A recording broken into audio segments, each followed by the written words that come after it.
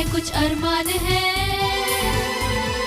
कुछ ख्वाब है कुछ अरमान है, लो है जगी एक उम्मीद की, आओ कुछ कर दिखाए, सारी दुनिया पे छाए, पाले मंजिले झूले आसमां, हमें खुद पर यकीन, अब ख्वाब हमारे ताबीर भी हमारी, अब ख्वाब हमारे ताबीर भी हमारी, अब ख्वाब हमारे ताबीर भी हमारी।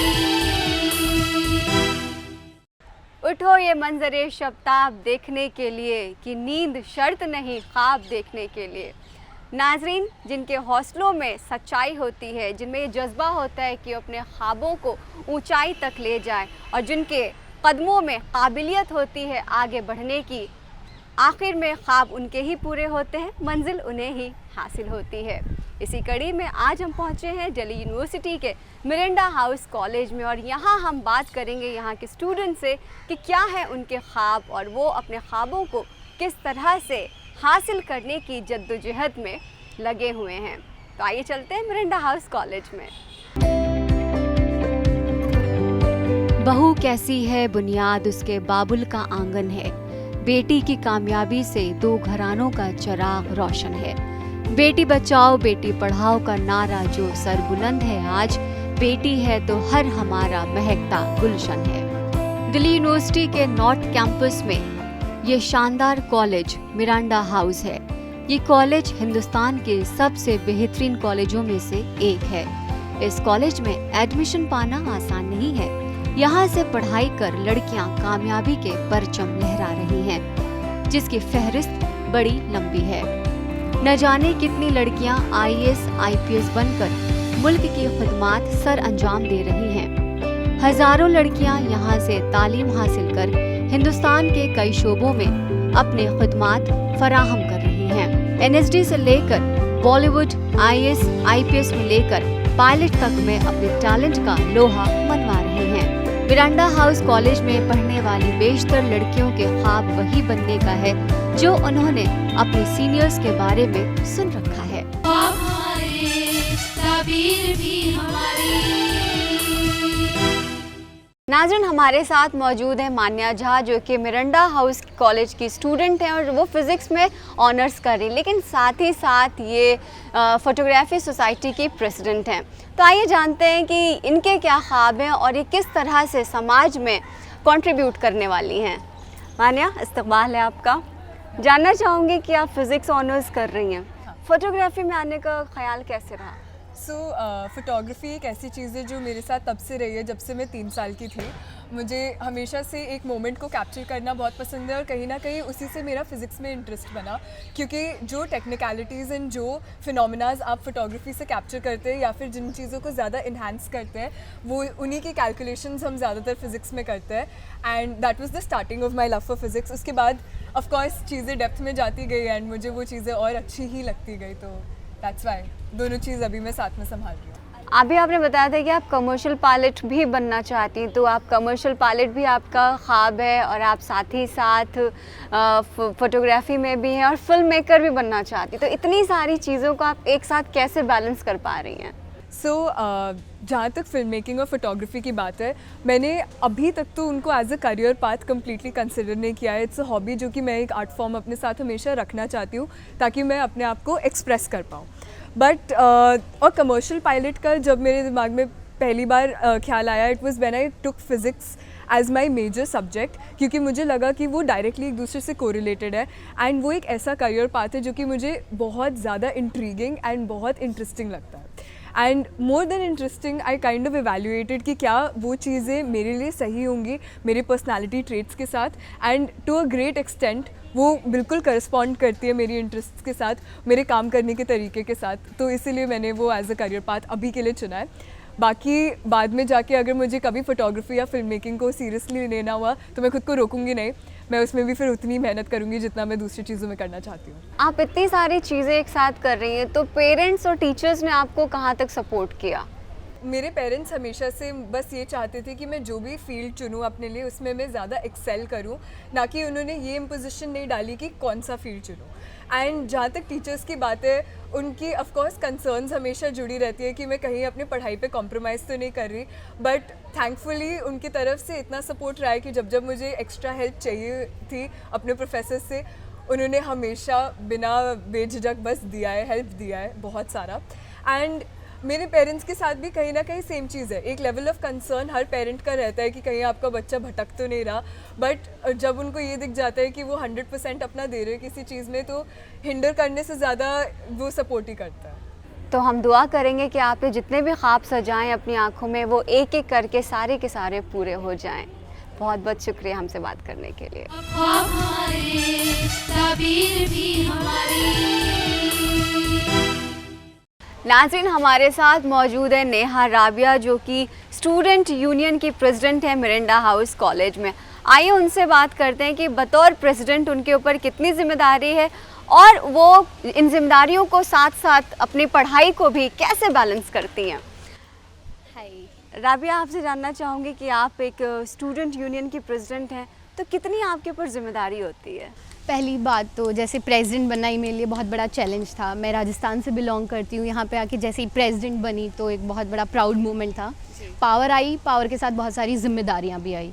उन जिम्मेदारियों का निभाने का ज़िम्मा था, मैंने लिया था और बहुत सारे लोगों ने मुझे विश्वास दिखाया था। कॉलेज की 4000 लड़कियों ने मेरे पे विश्वास दिखाया था और मैं उनके विश्वास पे खरे उतरने की पूरी कोशिश कर रही हूँ।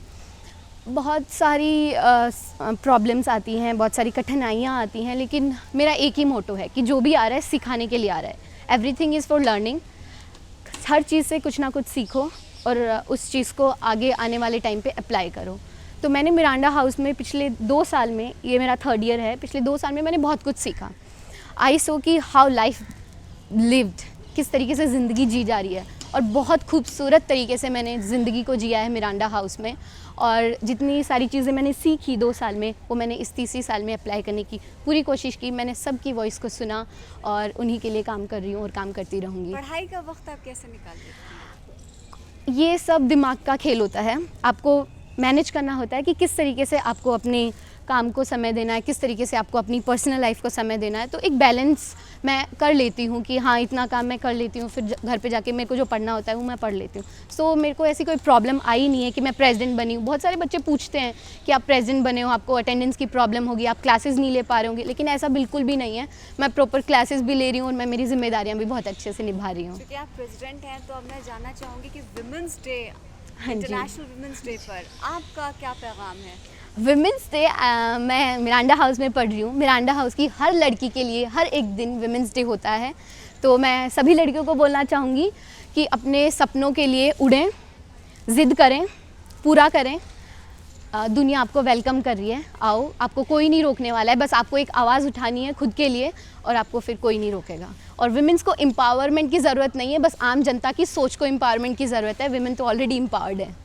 कितनी खूबसूरत बात कही हमसे नेहा राबिया ने कि औरत को एम्पावरमेंट की ज़रूरत नहीं, वो ऑलरेडी एम्पावर्ड है। उसके सोच को, उसके सपनों को बस उड़ान देने की ज़रूरत है। नाज़रीन, नेहा राबिया राजस्थान के एक छोटे से शहर सीकर से बिलोंग करती हैं, वहाँ से उनकी वाबस्तगी है। लेकिन वो शहर एक ऐसा है, ख़ासकर अगर पूरे राजस्थान की बात की जाए तो राजस्थान में पढ़ाई को लेकर के लोग बहुत ज़्यादा सतर्क नहीं, चाहे वो मर्द हो या औरत हो। वहाँ कोई ऐसे बहुत अच्छे इदारे नहीं है, लेकिन वहाँ से निकल के राबिया ने यहाँ दिल्ली में मिरांडा हाउस में अपने लिए एक जगह बनाई। स्टूडेंट के साथ ही साथ वो स्टूडेंट यूनियन की प्रेसिडेंट भी बनी। तो उनसे जानना चाहेंगे कि ये आपके लिए कितना चैलेंजिंग था? हाँ, वहाँ से यहाँ तक के सफ़र के बारे में आप बताएं। बहुत अच्छा सवाल है आपका, मैं बहुत उत्सुक हूँ इसको जवाब देने के लिए। पहली बात तो जैसे मैं मेरे घर में जैसे पली बढ़ी, तो ऐसे कोई मतभेद नहीं थे कि ये लड़की है लड़का है, ऐसा कुछ नहीं हुआ। जिस स्कूल में मैं पढ़ी 8वीं क्लास से मैं 12वीं कक्षा तक जिस स्कूल में पढ़ी, भारतीय स्कूल सीकर से, उस स्कूल ने मुझे बहुत कुछ सिखाया। जो भी आज मैं हूँ, आज मिरांडा हाउस की प्रेसिडेंट भी हूँ, तो उस स्कूल की वजह से हूँ। उस स्कूल में उस स्कूल के डायरेक्टर ने हमें बहुत अच्छी शिक्षाएं दी, बहुत अच्छी बातें बताई और आज वो मेरे बहुत अच्छे आइडियल हैं, मैं उनको बहुत मानती हूँ। तो अगर वो मुझे सुन रहे होंगे तो मैं सर को धन्यवाद देती हूँ कि सर आपकी वजह से आज मैं यहाँ पे हूँ। वहाँ पे ऐसा कुछ होता ही नहीं है कि मतलब लड़कियाँ कमज़ोर हैं, ऐसा कुछ नहीं। हम हमें बराबर का सम्मान मिलता है सबके साथ, और हम बहुत अच्छे से पढ़ाई करते हैं और बहुत अच्छी शिक्षा मिलती है कि तुम सबको आगे बढ़ना है। और बहुत अच्छी बात तो यह है कि पिछले 5-6 सालों से हमारी स्कूल की टॉपर भी लड़कियां ही रह रही हैं और लड़कों से ज़्यादा नंबर लड़कियां लेके आ रही हैं। और फिर यहाँ तक आना, वहाँ के लोगों को लगता होगा कि राजस्थान में बहुत लोग कम पढ़ाई करते हैं, मतलब लड़कियों को कम शिक्षा दी जाती है, लड़कियों को घर पे रखा जाता है, पर ऐसा बिल्कुल भी नहीं है। जो सोच है वो बिल्कुल विपरीत है। बहुत मौके दिए जाते हैं लड़कियों को आगे बढ़ने के लिए, और लड़कियां बढ़ती भी हैं, और लड़कियां बढ़ती हैं इसीलिए हमारी जैसी लड़कियां यहाँ पे आके प्रेसिडेंट बन रही हैं। तो ये बोलना तो बिल्कुल ही गलत है कि वहाँ पे लड़कियों को अपॉर्चुनिटीज़ नहीं मिल रही या फिर कोई उनको आने नहीं दे रहा है, तो ऐसा कुछ नहीं है। आपने अपने लिए कौन से करियर का इंतखाब किया है? मैंने सोचा है कि मैं कलेक्टर बनूँगी, और ये सपना आज से नहीं है, ये सपना पिछले 10 साल से मेरे मन में है, मेरे जहन में है कि मैं यही बनूँगी। मैं मैथमेटिक ऑनर्स कर रही हूँ मिरांडा हाउस से, उसके साथ एक प्रेसिडेंट भी हूँ स्टूडेंट यूनियन की। तो मेरे दिमाग में बहुत सारी चीज़ें चलती रहती हैं कि किस तरीके से मैं एक पूरे ज़िले को संभालूंगी, किस तरीके से। तो मैंने प्रेसिडेंट बनने का सोचा, because that's a good thing to brush up my administrative skills. और मैंने अपनी ज़िंदगी जीने के लिए तो सोचा ही, लेकिन जो अपने लिए ज़िंदगी जी जाती है उसको सर्वाइवल कहते हैं, और जो दूसरों के लिए ज़िंदगी जी जाती है उसको ज़िंदगी कहते हैं। तो मैंने एडमिनिस्ट्रेटिव स्किल्स में जाने का सोचा है, और इंशाल्लाह पूरा कबूल हो मेरा सपना। चलिए हम दुआ करते हैं कि आपके सारे सपने पूरे हों। और अब आपसे मैं ये जानना चाहूँगी कि होली पर लड़कियों को किस तरह से इस त्यौहार को मनाना चाहिए? लड़कियां ही क्यों, सब लड़के दोनों को सोचना चाहिए कि किस तरीके से मनाना चाहिए। लड़कियां किसी चीज़ की ज़िम्मेदार नहीं हैं, हम सब जिम्मेदार हैं अगर कोई चीज़ होती है तो। और लड़कियों को अगर आप बोल रहे हैं कि लड़कियों को, तो लड़कियों को जैसा मन कर रहा है वैसा करें, बस अपनी सेफ्टी और सिक्योरिटी ध्यान में रखें कि किस चीज़ से वो कंफर्टेबल हैं, किस चीज़ से नहीं है, क्या चीज़ उनको लगता है कि वो उनके लिए प्रॉब्लमेटिक हो सकती है, तो उस चीज़ को ध्यान में देख के चलें। होली रंगों का त्यौहार है, प्रेम का त्यौहार है, मोहब्बत का त्यौहार है, खुशियों का त्यौहार है। तो खुशियाँ बांटें और सबसे प्यार से बात करें और अच्छे से खुशनुमा होली मनाएं, और सबको हैप्पी होली। आइए अब नेहा से जानते हैं कि उनकी खुद की फ़िलॉसफी क्या है। नेहा, ज़िंदगी जीने की आपकी फ़िलॉसफी क्या है? मेरा सिर्फ एक ही मोटो है कि I am a responsible citizen of India. Today I am taking a small step towards good things might turn into a big one tomorrow, because small drops make an ocean. मतलब कि मैं एक ज़िम्मेदार नागरिक हूँ देश की, और मैं एक छोटे छोटे कदम बढ़ा रही हूँ कुछ अच्छे करने के लिए। क्या पता आगे जाके बहुत बड़े कदम बन जाएं, क्योंकि छोटी छोटी बूंदों से ही एक घड़ा बढ़ता है। थैंक यू, बहुत बहुत धन्यवाद आपका। बहुत बहुत शुक्रिया नेहा हमसे बात करने के लिए। तो हम बात कर रहे थे नेहा राबिया से, और इनके ख्वाब क्या हैं, और इन्हें कितनी सारी अच्छी अच्छी मैं बातें बताई, विमेन एम्पावरमेंट को लेकर के बात बताई कि औरत एक खुद में एक एम्पावर्ड है, उसको ज़रूरत है तो अपने ख्वाबों को ऊंचाई देने की, परवाज़ देने की। जब ख्वातीन से उनके ख्वाब और वालिदैन की ख्वाहिश पूछी तो उन्होंने बड़े दिलचस्प तरीके से इसका जवाब दिया। इस वक्त हम मौजूद है मिरांडा हाउस कॉलेज में, जहाँ पर हम ये कह सकते हैं कि हिंदुस्तान का मुस्तकबिल मौजूद है, यानी कि यहाँ के स्टूडेंट्स। आइए उनसे बात करते हैं, जानते हैं उनके क्या ख्वाब है और वो किस तरह से आगे चल के हिंदुस्तान की बागडोर संभालेंगे। सबसे पहले आपसे जानना चाहूँगी कि आप पहले अपना नाम बताएं। जी, मेरा नाम तमन्ना है। तमन्ना, आपसे जानना चाहूँगी कि जैसा आपका नाम ही तमन्ना है, तो आपकी क्या क्या तमन्नाएँ हैं? जी, तमन्नाएं तो बहुत हैं, लेकिन एक तमन्ना है जो बिल्कुल नज़र आती है सामने, वो है यूपीएससी और आईपीएस बनने का मेरा सपना है। आईपीएस बनना चाहती हूँ। मेरे घर वाले मुझे सपोर्ट करते हैं, और जब भी किसी औरत को मैं उस खाकी वर्दी में देखती हूँ तो एक अंदर से खुशी मिलती है और एम्पावरमेंट मिलता है कि मैं वो करूँ, देश के लिए कुछ करूँ। ये इंस्पिरेशन कहाँ से मिला आपको कि आपको आईपीएस ही बनना है? जी, इंस्पिरेशन देखिए परिवार से ही शुरुआत होती है। तो मेरे पापा मुझे जब बताते थे कि बेटा कि ये भी एक चॉइस है जो आप सोच सकते हैं अपने करियर की, सो मेरा रुझान यूपीएससी की तरफ और बढ़ता गया। और आईपीएस पर्टिकुलरली मैं इसलिए बोलना चाहूँगी क्योंकि वही बात है जी, सेंस ऑफ एम्पावरमेंट मुझे मिलती है उस जब भी मैं किसी को देखती हूँ। सो मुझे ये इसी तरह से मेरा रुझान हुआ। चलिए, ऑल द वेरी बेस्ट। अब हम चलते हैं अगले स्टूडेंट की तरफ और उनसे जानते हैं कि वो किस तरह से हिंदुस्तान के मुस्तकबिल में एक तरह से कहा जाए कि अपने लिए एक जगह बनाने वाली हैं। आपका नाम? मेरा नाम रोमी है और मैं भी पॉलिटिकल साइंस ऑनर्स की स्टूडेंट हूँ, और जैसा कि मेरे दोस्त ने कहा, मुझे भी यूपीएससी करना है। मुझे बचपन से ही सिविल सर्विस एग्ज़ामिनेशन का बहुत शौक़ था और इसकी प्रेरणा मुझे मिलती है मेरे पिताजी से, मेरे पापा से, जो कि ऑलरेडी एक सिविल सर्वेंट हैं। तो जिस तरीके से उन्होंने काम किया है, जिस तरीके से उनका आउटलुक है सोसाइटी के लिए, उस आउटलुक को मैंने इनहेरिट किया है और मैं भी उसी तरीके से काम करना चाहती हूँ और इस सोसाइटी में चेंज लाना चाहती हूँ। और मुझे लगता है एक विमेन, एक नारी, ये चेंज बहुत ही बेहतरीन तरीके से ला सकती है। और जैसा कि हम बात करते हैं विमेन एम्पावरमेंट की, तो शायद यूपीएससी एक ऐसा डोर है जहाँ पे हम विमेन एम्पावरमेंट को सही मायने में रियलाइज़ कर सकते हैं। आप साइंस बैकग्राउंड से हैं? हाँ जी, मैं साइंस बैकग्राउंड से थी, क्योंकि एक जनरल परसेप्शन होता है कि जो बच्चे पढ़ने वाले हैं या जो पढ़ने में अच्छे हैं उनको साइंस ही लेना चाहिए। तो मेरे पेरेंट्स का भी एक यही आउटलुक था कि नहीं, तुम्हें भी साइंस लेनी चाहिए। बट जब मैंने साइंस पढ़ा, जब मैं क्लास 12 का बोर्ड एग्ज़ाम्स मैंने दिया, तो मुझे इस बात का रियलाइजेशन हुआ कि शायद मेरा जो रुझान है, जो मेरा इंटरेस्ट है, वो सिविल सर्विस के तरफ ज़्यादा है। तो हालांकि मेरा प्लान पहले से ही था कि मैं साइंस से ही सिविल सर्विस करूंगी, बट बिकॉज वी नो कि सिविल सर्विस एक ह्यूमैनिटीज़ ओरिएंटेड कोर्स है, तो मुझे ऐसा लगा कि मैं पॉलिटिकल साइंस लेके इसको बहुत ही बेहतरीन तरीके से कर सकती हूँ। नाज़रीन, अब हम बात करेंगे पावनी से। चूँकि ये आंध्र प्रदेश से हैं तो उर्दू और हिंदी में इनको थोड़ी सी दुश्वारी है, तो हम इनसे इंग्लिश में बात करेंगे। So Pavani, tell me about your dreams. My dream is to crack UPSC. I'm not very fixed about becoming an IAS, but I'm okay with any service in civils. So how are you planning to crack the exam? What are your future plans, and how do you manage your timings and colleges, and you are in other activities also? So how do you get time? Right now I'm not taking any coaching for UPSC. At first I just want to graduate in my course, and then I'm planning to go for masters while pursuing the coaching also, and then I will focus mainly on preparing for UPSC. I wish you all the very best. Now आपसे जानना चाहूँगी कि आपके क्या ख्वाब हैं? मैं IAS बनना चाहती हूँ। मैं सिर्फ बनना ही नहीं चाहती, मैं वो जो इंडियन एडमिनिस्ट्रेटिव सर्विस है मैं वो करना चाहती हूँ लोगों के लिए। मैं एक बहुत छोटे से ज़िले से हूँ, तो मैं वहाँ पे जब भी देखती हूँ कि लोगों की प्रॉब्लम्स हैं, किसी के पास पानी नहीं है, किसी के घर पे कुछ नहीं है, तो मैं चाहती हूँ कि मैं उस पोजीशन ऑफ पावर पे हूँ जहाँ पे मैं लोगों के लिए कुछ कर सकूँ, उनकी लाइफ बेटर बना सकूँ।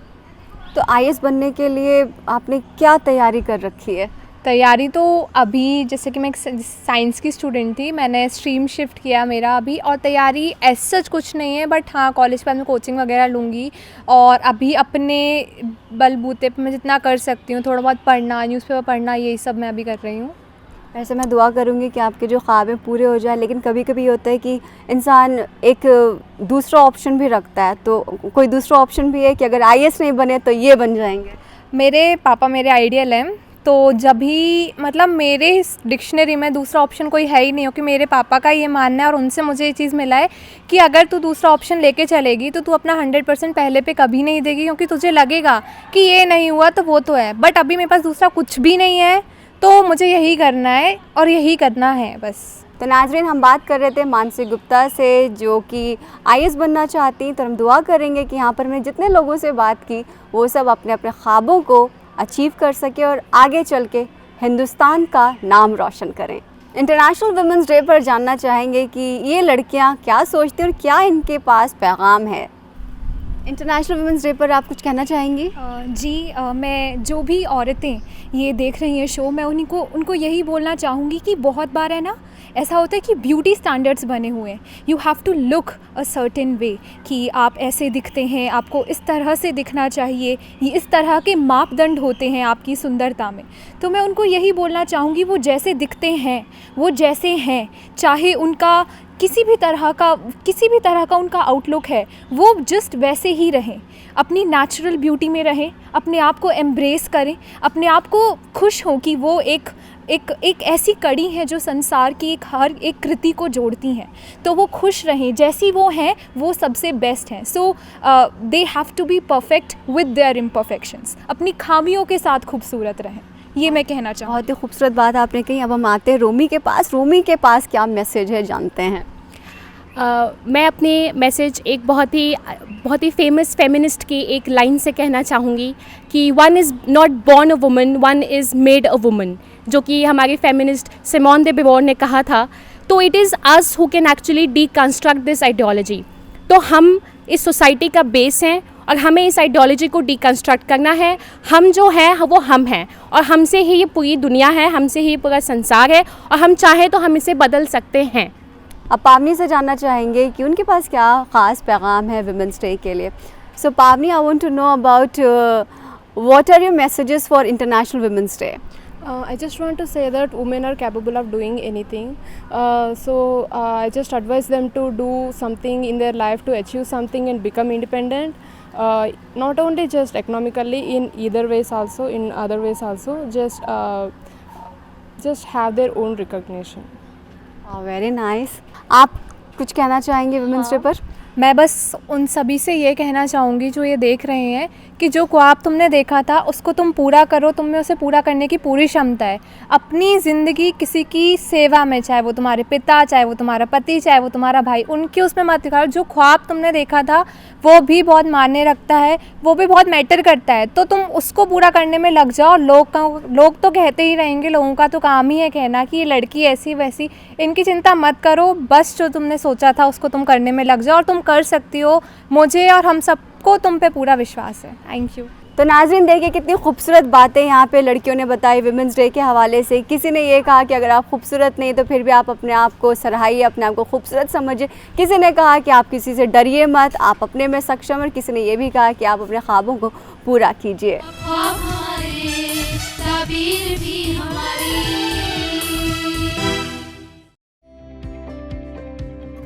ये अलग अंदाज से रक्स करती लड़कियां होली के मौके पर अपने कॉलेज में स्टेज परफॉर्मेंस की तैयारी कर रही हैं। वाकई कितना शानदार नज़ारा है ना ये।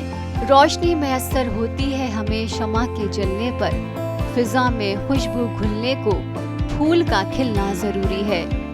नाज़रीन, अब आइए बात करते मिरिंडा हाउस के प्रिंसिपल डॉक्टर विजय लक्ष्मी नंदा से और उनसे जानने की कोशिश करते हैं कि इनके कॉलेज में जो स्टूडेंट्स हैं तो वो कैसे मदद कर रही हैं, इनका कॉलेज किस तरह से मदद कर रहा है उन स्टूडेंट्स को उनके ख्वाबों को पूरा करने में। ये कॉलेज जो है लड़कियों के लिए एक तरह का सपना है और ये जो बात आप कर रही हैं हज़ारों ख्वाहिशों की बात है। तो हज़ारों ख्वाहिशें हैं जो टीचर्स की है, स्टूडेंट्स की है, जो नॉन टीचिंग स्टाफ है उनका है। और उस ख्वाहिश में ये भी बात है कि हम जो गवर्नमेंट ऑफ इंडिया की रेटिंग है NIRF, उसमें हम 3 बार नंबर 1 कॉलेज बने हैं। तो ये हमारा एक तरह का सपना पूरा हुआ है। लेकिन पूरा सपना कभी पूरी तरीके से पूरी नहीं होती, क्योंकि जो 4000 स्टूडेंट्स हैं सबके सपने पूरे होने चाहिए। तो पहला चीज़ तो यह है, यहाँ पे एडमिशन लेने का एक सपना होता है बच्चों का, स्टूडेंट्स का, लड़कियों का। तो वो हर जगह से, भारत की हर एरिया से आते हैं और वो यहाँ आके अपने सपनों को पूरा करते हैं। फिर एक सपना होता है पढ़ाई का, फिर होता है कि पढ़ाई के बाद क्या। तो एक बार जो एक तरह की एम्पावरमेंट उनके अंदर आती है। और मिरांडा की लड़कियां जो हैं वो हर तरीके से अपने आप को एम्पावर करती हैं। वो ब्रेव भी हैं, बोल्ड भी हैं, सेंसिटिव भी हैं, हर चीज़ को समझने की ताकत रखती हैं। तो हम लोग उनको कभी बच्चा नहीं समझते हैं। हमको लगता है कि जो हर महिला है, जो हर लड़की है, उसका सपना को सच करने के लिए college, university as well as देश उनके साथ दे। तो यही है मिरांडा की सपने की कहानी। जब आप स्टूडेंट थी तब आपके क्या ख्वाब थे, और आपके जो ख्वाब है आपको लग रहा है कि आज के स्टूडेंट्स उन्हें पूरा कर पा रहे हैं? ये आपने बहुत अच्छा प्रश्न पूछा। हम लोगों तो अपने बारे में भूल ही जाते हैं कि हमारा क्या ख्वाब था और हम कैसे आए। तो मैं यहाँ की नहीं थी, दिल्ली की नहीं थी, मैं उड़ीसा में पढ़ी और वहीं पे पली बढ़ी। लेकिन जब मैं दिल्ली यूनिवर्सिटी में आई और इस कॉलेज में मैं पढ़ाने लगी, JNU में मैंने PhD किया था, यहाँ पे मैंने MPhil दिल्ली यूनिवर्सिटी से किया, तो मुझे लगा कि लड़कियों को पढ़ाने में मेरा एक सपना पूरा हुआ। पहला सपना तो ये था। फिर उन्हीं के साथ पढ़ना, उनको राजनीति विज्ञान पढ़ाती थी और उसमें नारीवाद दृष्टिकोण की बातें मैं सामने रखती थी। तो नारीवाद दृष्टिकोण की बातें जब आप लड़कियों के सामने रखते हो तो वो अपने घर की कहानी, अपने सपनों के बारे में बात क्लासेस में करते हैं। तो एक तरह से मुझे लगता है कि मेरा सपना और उनका सपना जुड़ गया। और वो सपना क्या था? वो था कि हम किसी भी तरह से हर तरीके से जेंडर इक्वालिटी पे काम करें। तो अभी तक मेरा 27 ईयर्स ऑफ टीचिंग हो गया और अभी तक मेरे पुराने स्टूडेंट्स मेरे पास आते हैं। हम मिलके अपने बच्चों, उनके भी बच्चे हो गए, उनकी भी बेटियां हो गई, तो उनके लिए सपना देखते हैं। तो मैं ज़रूर सोचती हूँ कि मेरा सपना पूरा हुआ। ख्वाब हमारे, ताबीर भी हमारी। महिलाओं से जुड़े हुए आपने काफ़ी काम किए हैं, तो मैं चाहूँगी कि विमेंस डे आ रहा है, तो विमेंस डे पर आप क्या पैगाम देना चाहेंगे? आपको तो पता है कि इंटरनेशनल वीमेंस डे जो है वो वर्किंग वीमेन का कॉल था, बहुत पहले की बात है, उस हिस्ट्री में मैं नहीं जाऊंगी। तो मैं चाहूँगी कि इंटरनेशनल वीमेंस डे में लड़कियों को सिर्फ पढ़ लिख के फिर शादी नहीं की सोच नहीं देनी चाहिए, उनको कार्यस्थल में कैसे वो काम करे, तो एम्प्लॉयबिलिटी पे फोकस होनी चाहिए। तो हम भी कोशिश करते हैं कॉलेज के through skill development, placement cell. तो मेरा तो यही मैसेज होगा कि हर लड़की का जो सपना है वो पूरा हो, और वो इस तरह से पूरा हो कि अच्छे कॉलेज में पढ़ाई हो, परवरिश उसकी ऐसी हो कि वो सिर्फ सपना देखे कि वो खुद कुछ बने, उसकी अस्तित्व बने। तो उसमें मुझे लगता है सेल्फ रिलायंस और नौकरी करना, और उस तरह की नौकरी जो उसके डिग्निटी और उसकी इक्वालिटी और उसके राइट्स पे बेस्ड हो, वो उसको मिले। बहुत बहुत शुक्रिया हमसे बात करने के लिए मैम। तो नाज़रीन, हम बात कर रहे थे मिरांडा हाउस के प्रिंसिपल डॉक्टर विजय लक्ष्मी नंदा से, और उन्होंने कितनी सारी खूबसूरत बातें हमें बताई कि एक महिला को सशक्त होना चाहिए, समाज में अपने लिए एक जगह बनाना चाहिए, और उसके बाद अपने खूबसूरत मुस्तकबिल के लिए काम करना चाहिए। तो नाजरीन, जैसा कि आपने देखा कि आज हम मौजूद हैं दिल्ली यूनिवर्सिटी के मिरांडा हाउस कॉलेज में, और यहाँ हमने जाना कि यहाँ की जो लड़कियाँ हैं, यहाँ के जो स्टूडेंट्स हैं, क्या है उनके ख्वाब, और अपने ख्वाबों को उड़ान देने के लिए, अपने ख्वाबों को ताबीर में तब्दील करने के लिए किस तरह से मेहनत कर रही हैं। अगले हफ्ते फिर मिलेंगे किसी नई शख्सियत से, जानेंगे उनके ख्वाबों के बारे में। फ़िलहाल मुझे और मेरी पूरी टीम को दीजिए इजाज़त इस शेर के साथ कि रात की शमा की मानिंद पिघल कर देखो, रात की शमा की मानिंद पिघल कर देखो, ज़िंदगी क्या है किसी ताख में जल कर देखो। अल्लाह हाफ़िज़।